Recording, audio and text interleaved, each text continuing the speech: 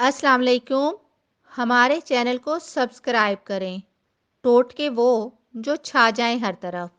Number 1, बच्चों के कपड़े, अबाया, स्वेटर वगैरह ड्रायर से निकालने के बाद हैंगर पर डालकर खुश्क करने से कपड़ों को इस्त्री करने की ज़रूरत नहीं पड़ती।